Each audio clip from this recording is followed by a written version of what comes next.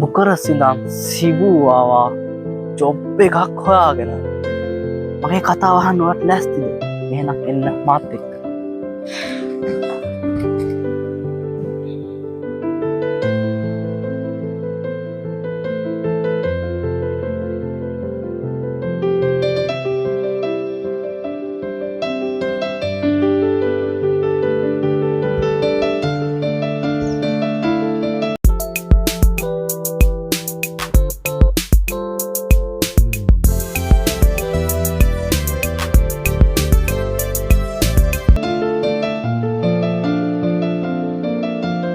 මම මෙහෙම ඔයාලට කියන්න පටන් ගන්නවා.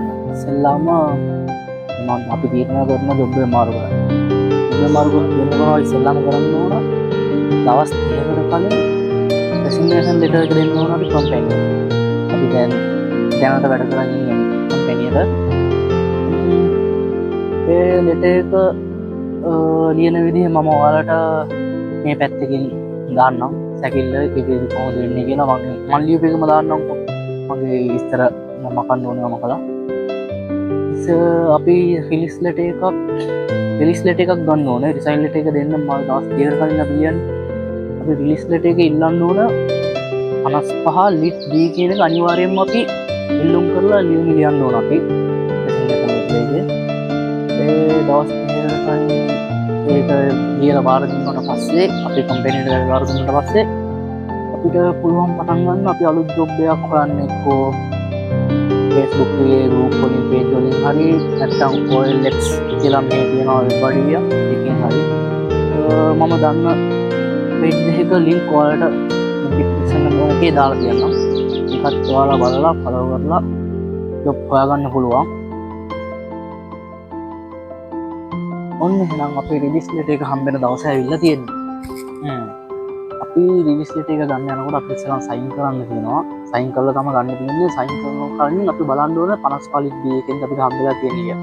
එහෙම තියෙනවා නම් ලෙටර් එකේ සයින් කරලා ටැක්ස් පේපර්ස් දෙකුත් එනවා තව. ඒ රිලීස් ලෙටර් එකත් එක්කම ආවට පස්සේ සයින් කරලා බාර ගන්න තියෙන්නේ. ඊට පස්සේ අලුත් ජොබ් එකකට අපිට ඉන්ටර්විව් එකකට යන්න පුළුවන් සාර්ථකව.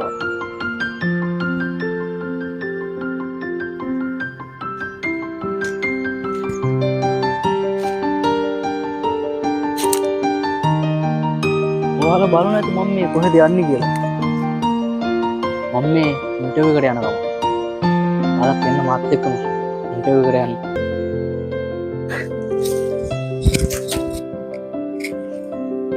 හැබැයි ඉන්ටර්විව් එකට යන විදිහක් තියෙනවානේ. රවුල් කොණ්ඩ කපලා පිළිවෙලකට ජෙල් ටිකක් කාලා භූමි පැත්ත මෙහෙ බලනවා හොඳට. මොකද කොහොමත් මං යන්නේ ඉන්නේ වෙන ජොබ් එකකට නේ. හොටෙල් එකේ ජොබ් එකකට නේ.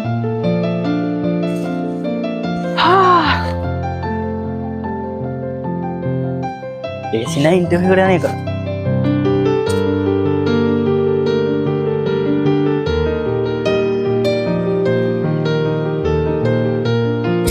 ඉන්ටර්විව් එකේදී ඉන්නේ මොනවද යාලා?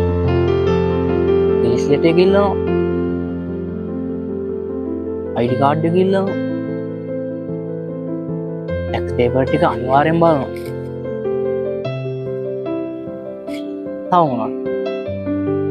ඔමීනියාවේ සහ අපි ලංකාවේ වැඩ කරපු working experience letter ටික බලනවා. ඒවා බලලා තමයි යාළුවේ අපේ work permit apply කරන්න කියන process එක පටන් ගන්න. එහෙනම් අපි එහෙම work permit එක හදන්න පටන් ගන්නවා.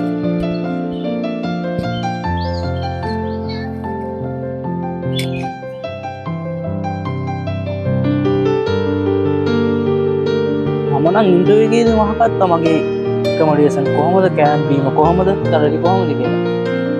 ඒකත් මම දැනගන්න එපයි. මගේ අයිතිය යන්නේ.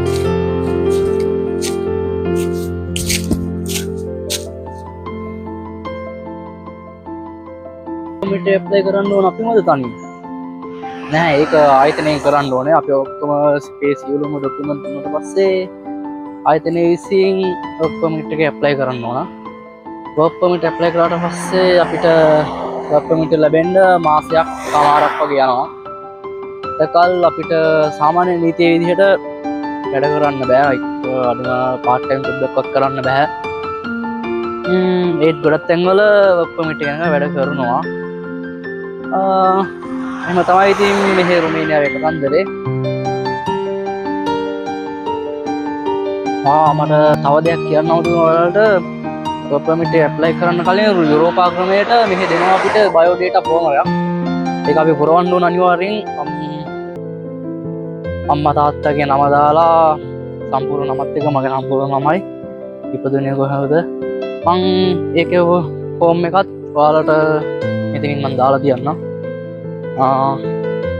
ඒක බලලා ID එකක් ගන්න මේ ඩොකියුමන්ට් වැඩි පිළිවෙල කොහොමද වෙන්නේ කියලා.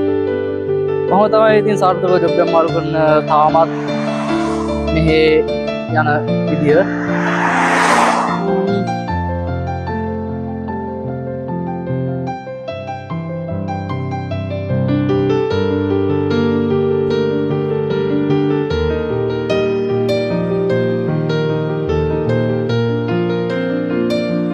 එහෙනම් අපි ඊළඟ වීඩියෝ එකෙන් හම්බ වෙමු. ID එක ගන්න ෆින්ගර්ප්‍රින්ට් තියන්න යනකොට. ඒක එන්න මට තව ටික කාලයක් යනවා.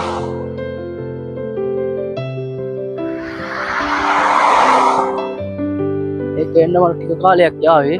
ඒ කාලේ එනකම් මට වැඩ කරන්න නෑ දැන්. වර්ක් පර්මිට් එක එනකම් ඔහේ ඉන්න තියෙන්නේ හොටෙල් එකට වෙලා.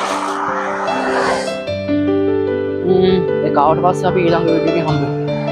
කලින් වීඩියෝ එකේ කිව්වා නේද මම ජොබ් මාරු කරන්න යනවා අලුත් වැඩක් කරන්න යනවා කියලා. ජොබ් මාරු කරන්නේ මට අලුත් වැඩක් නෙමෙයි. මගේ channel එක බලලා දන්නවා මම අවුරුද්දට අනිවාර්යෙන් ජොබ් එක මාරු කරනවා කියලා. එහෙනම් මේ පාරත් අපි මේ වැඩේට බහිමු.